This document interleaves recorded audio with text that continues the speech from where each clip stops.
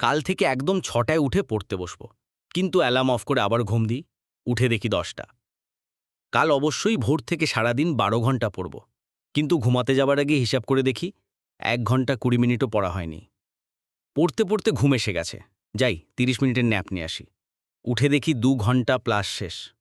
এইসব সমস্যায় জর্জরিত হয়নি এমন চাকরিপ্রার্থী বা ছাত্র হয়তো কমই আছেন। বিশেষ করে পরীক্ষার সময় এই সমস্যা আরও প্রকট হয়ে ওঠে। কিন্তু এর কারণ কি? আর এই সমস্যা থেকে উতরানোর উপায়ই বা কি? ড্যাশ কারণ সকালে ঘুম থেকে উঠতে না পারা, বা উঠে গেলেও ক্লান্তি বা অবসাদের কারণে পড়াশুনো পড়তে না পারা, বা পড়তে বসলেই ঘুম আসার প্রধান কারণ হচ্ছে আমাদের ভুল সময় ঘুমানো, ভুলভাবে ঘুমানো এবং ভুল লাইফস্টাইল। ভেবে দেখুন তো, আমরা ছোটবেলা যখন ঘুম থেকে উঠে স্কুলে যেতাম, তখন কতটা এনার্জেটিক ফিল হতো। সারাদিনে কি একবারও মনে হতো একটু গিয়ে ঘুমাই? ক্লান্তি আসতো মনে করে দেখুন তো? উত্তর হবে না। কারণ তখন আমাদের লাইফস্টাইল সুন্দর ছিল, হাতে কোনো স্মার্টফোন ছিল না। কিন্তু এখন সারাদিন ফোন স্ক্রল করছি, রাতে দেরিতে ঘুমাতে যাচ্ছি, যার ফলে সব এনার্জি এখানেই শেষ। তাহলে এর সমাধান কি? ড্যাশ ডেইলি রুটিন মেনটেন করা। একটা রিসার্চে প্রমাণ হয়েছে যে বা যারা রুটিন মেনটেন করে ডেইলি 7 ঘন্টা ঘুমান, তাদের কনসেন্ট্রেশন লেভেল, ব্রেন পাওয়ার তাদের থেকে দ্বিগুণ হয়। যারা রুটিন ফলো না করে এক এক দিন এক এক সময় ঘুমায়, কিন্তু বেশি, অর্থাৎ 8 থেকে 10 ঘন্টা ঘুমায়। তাই কম ঘুমালেও ডেইলি একই সময়ে ঘুমিয়ে উঠলে আমাদের বডি সাইকেল ফিক্স হবে, যার ফলস্বরূপ ক্লান্তি এবং অবসাদবিহীন একটি এনার্জেটিক সকাল আমরা পেতে পারি। Dash 5 second rule.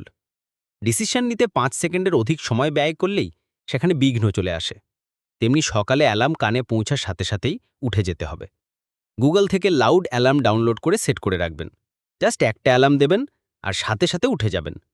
আপনি যদি ভাবেন এই তো আর একটু, তারপরে উঠে যাচ্ছি, এভাবে 5 সেকেন্ড চলে গেলে আপনার মস্তিষ্ক আপনাকে বলবে, আরে বাদ দাও, কাল থেকে ওঠো, আজকে আর একটু ঘুমাও। Dash blood circulation trick. আপনার ব্লাড সার্কুলেশন যত ভালো হবে তত আপনি বেশি এনার্জেটিক ফিল করবেন। ব্লাড সার্কুলেশন যখনই কম হয় তখনই ঝিমুনি আসে। সেজন্য ফ্রি হ্যান্ড এক্সারসাইজ করতে হবে। ঘুম কমাতে ফ্রি হ্যান্ড করাটা মন্ত্রের মতো কাজ করে।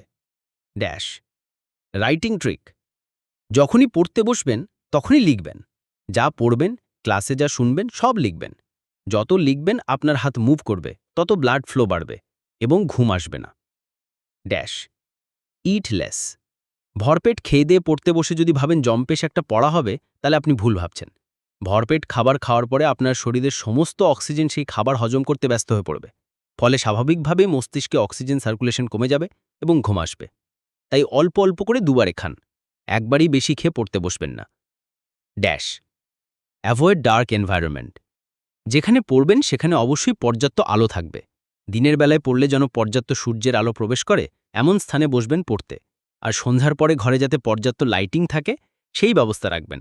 ঘুম আসবে না আশা করি। ড্যাশ কার্বোহাইড্রেটযুক্ত খাবার কম খাবেন। এগুলো ঘুমের জন্য বেশি দায়ী। খাবারে শাকসবজি বেশি থাকবে যাতে ভাত কম খেতে হয়। বিকেলে 1 ঘন্টার মতো ঘুমালেন যদি অভ্যেস থাকে, না হলে আবার সন্ধ্যার পরে পড়াটা ভালো হবে না। ড্যাশ পড়াশুনো করবেন পোমোডোরো মেথডে। লিঙ্ক দিয়ে দিচ্ছি, ডিটেলস দেখে নিন। একটানা পড়তে বসে থাকলে ঘুম আসবেই। তাও যদি ঘুম আসে 25 মিনিটের ন্যাপ নেবেন। 26 মিনিট হয়ে গেলেই কিন্তু ঘুম 2-3 ঘন্টায় চলে যাবে।